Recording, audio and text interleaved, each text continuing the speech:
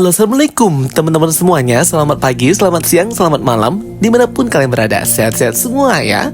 Well guys, di video kali ini kita akan ngebahas dan nge-breakdown ya episode ke-7 dari seri animasi X-Men 97 by Marvel Studios. Jadi ini sudah rilis beberapa hari yang lalu. Jokastoy baru sempat nge-breakdownnya untuk episode ke-7 X-Men animasi 97 ini. Gila sih, episode ke-7 ini tambah seru banget ya. Seri animasi X-Men ini bener-bener deh, dari ratingnya sendiri sangat tinggi dan kelihatan banget kalau semua penontonnya, baik kritikus maupun fans Marvel, itu puas banget dengan presentasi cerita seri animasi X-Men 97 yang keren banget ini. Good job Marvel Studios. Oke, langsung aja ya kita bahas untuk penjelasan episode ke-7 dari seri animasi X-Men 97. Here we go. Jadi opening pada episode kali ini lumayan menyedihkan karena dibuka dengan funeral atau prosesi pemakaman dari Gambit yang gugur pada saat penyerangan secara tiba-tiba di negara mutant Pulau Genosha, dihadiri oleh banyak mutant di sana dengan Nightcrawler yang berperan sebagai pembicara di situ. Di sana ada banyak anggota X-Men termasuk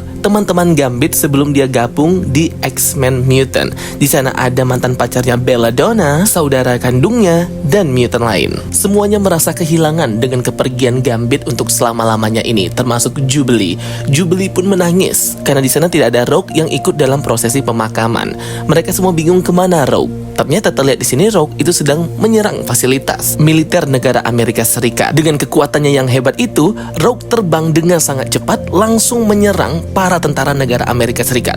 Bahkan ia pun menyerang tank, anggota militer, dan menahan tembakan mereka semua. Gila sih, ini scene-nya keren banget ya, apalagi menampilkan kekuatan Rogue yang overpower banget ya guys.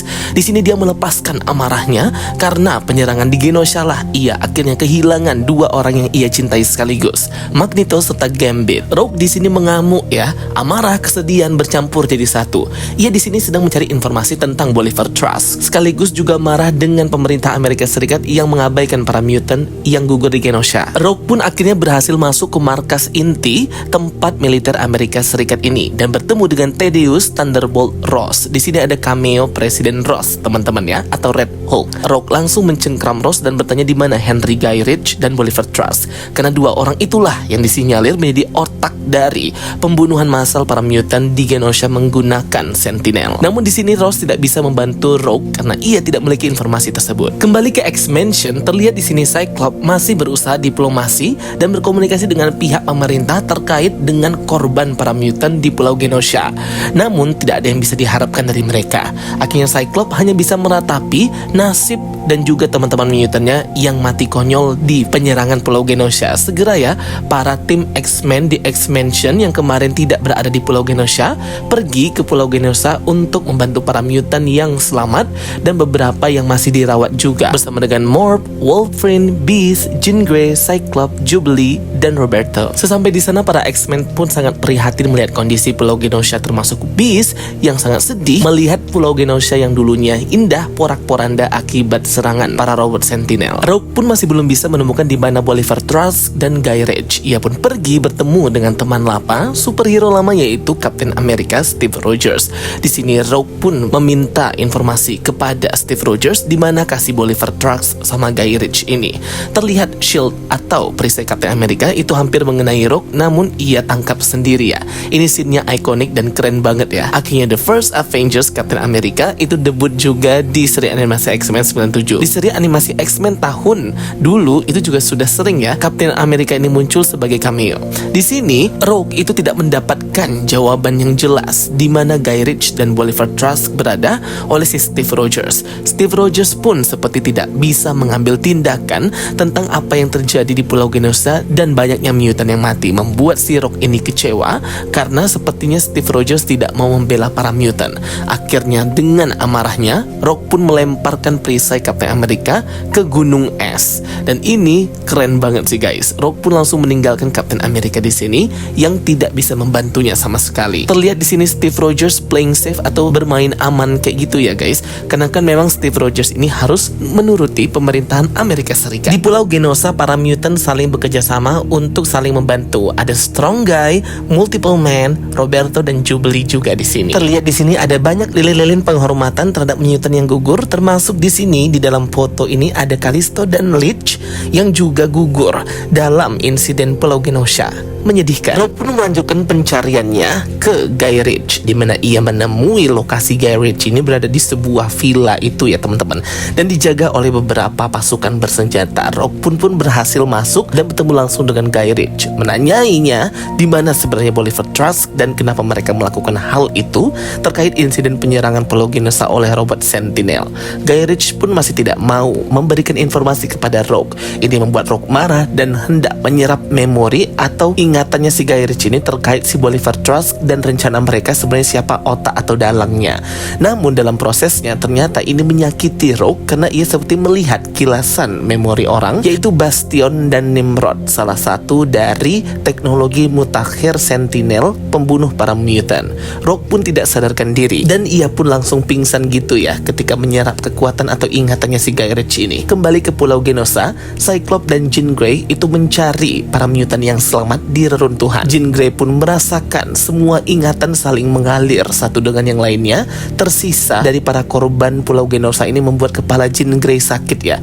Dan akhirnya tiba-tiba kekuatan telepatiknya pun seperti terkoneksi dengan seorang mutant telepatik yang berhasil selamat. Dan ternyata di bawah reruntuhan berhasil selamat Emma Frost, namun ia ditemukan dengan transformasi badannya yang menjadi diamond atau berlian. Ini adalah second mutation atau mutasi kedua dari Emma Frost ketika ia harus bertahan hidup dan menyelamatkan dirinya. Emma Frost ini adalah telepat yang kuat juga ya teman-teman. Diamond form atau bentuk kristalnya ini bisa melindungi dirinya dan memblocking dari para telepat untuk masuk ke pikirannya. Tiba-tiba anggota X-Men pun mendapatkan telepon dadakan dari Bolivar Trask. Di sini anggota X-Men bingung kenapa Bolivar Trask memberitahu mereka bahwa ia memiliki informasi tentang dalang sesungguhnya di balik penyerangan para mutant di Pulau Genosha yang sebenarnya tidak ada hubungannya sama Bolivar Trask sama sekali.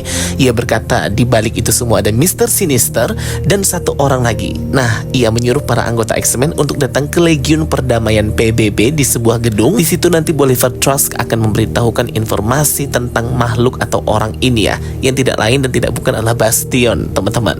Kembali ke Jubilee dan Roberto da Costa, mereka pergi ke tempat rumah apartemen dari orang tua Roberto. Karena kan di sana sini ada pemberitaan tentang penyerangan Pulau Genosha dan banyaknya mutant yang gugur dan mati. Nah, di sini Roberto berusaha untuk memberikan informasi kepada orang tuanya bahwa ia masih hidup dan sehat gitu ya, berkat dari sarannya si Jubilee. Ketika bertemu dengan orang tua atau ibunya berkata kepada Roberto bahwa ia tidak boleh come out as a mutant. Jadi dia harus terus merahasiakan dirinya adalah seorang mutant dan kekuatannya itu, karena ini terkait dengan para pemegang saham, harta, dan bisnis keluarganya si Roberto ini. Membuat ia kecewa, berikut pun dengan Jubilee. Rogue pun akhirnya sadar dari pingsannya itu di tangan Nightcrawler bersama dengan anggota X-Men lainnya yang menjemput Rogue. Mereka semua menenangkan Rogue, tidak lagi mengandalkan amarah dan kesedihannya.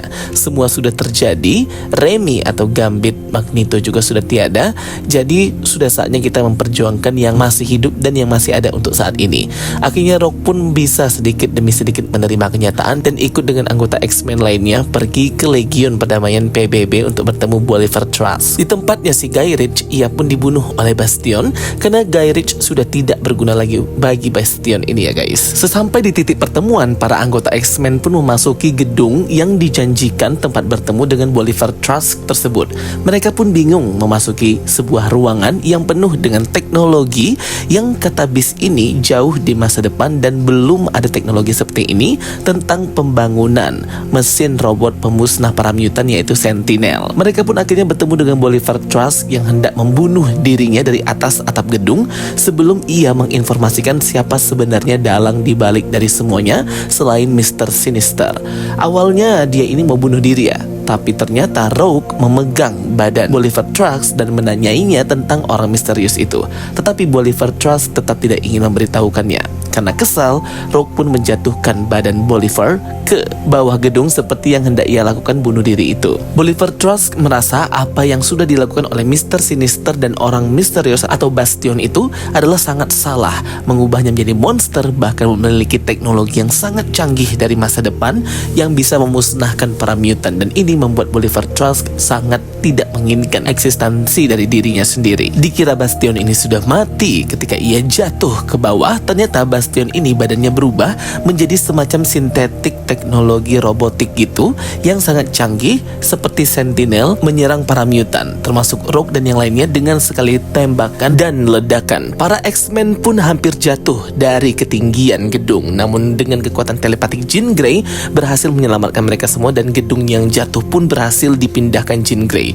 Jean Grey di seri animasi X-Men 97 ini keren banget ya, kuat banget daripada seri animasi terdahulu yang dimana dikit-dikit pingsan si Jean Grey ini. Segera para X-Men menggabungkan kekuatan mereka menyerang Bolivar Trask yang sudah menjadi robot Sentinel ini.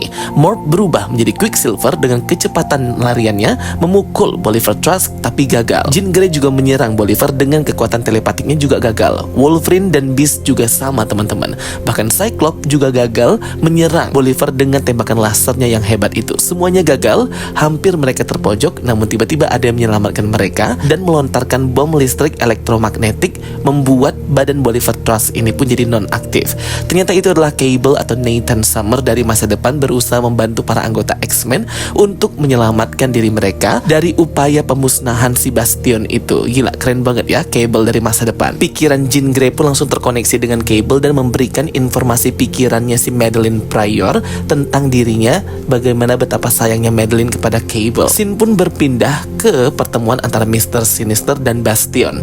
Yap, Bastion inilah juga berasal dari masa depan, Sentinel versi mutakhir dengan teknologi tercanggih yang menjadi dalang dari semua kekacauan di seri animasi season pertama ini. Bastion juga menangkap siaran langsung dari Shi'ar Empire mengenai Profesor X yang sudah bertunangan dengan Lilandra dan menjadi penguasa di Shi'ar Empire. Ternyata dia bisa mengambil siarannya ya di layarnya itu. Teknologinya canggih sekali. Terlihat juga di sini ternyata Bastion itu menyekap si Magneto atau Erik Lehnsherr yang sebenarnya belum mati ya. Di sini Erik tidak bisa menggunakan kekuatannya, diikat dan ditutup mulutnya sehingga si Bastion ini pun yang harus membersihkan janggutnya si Magneto dan episode ini pun berakhir. Wah gila ya, si Bastion ini ternyata dialah yang menjadi dalang atau villainnya selama ini di atasnya Mr. Sinister teman-teman. Duh, mengerikan banget ya kalau sudah ngomongin teknologi robot Sentinel yang sangat canggih membunuh para mutant tidak bisa dielakkan seperti Sentinel yang ada di X-Men Days of Future Past. Mengerikan banget. Oke teman-teman semuanya, itu dia penjelasan dari aku dan review untuk episode ke-7 X-Men Animasi 97 by Marvel Studios. Semoga bisa menghibur kalian semua. Thank you for watching my videos. Bye bye and see you next time.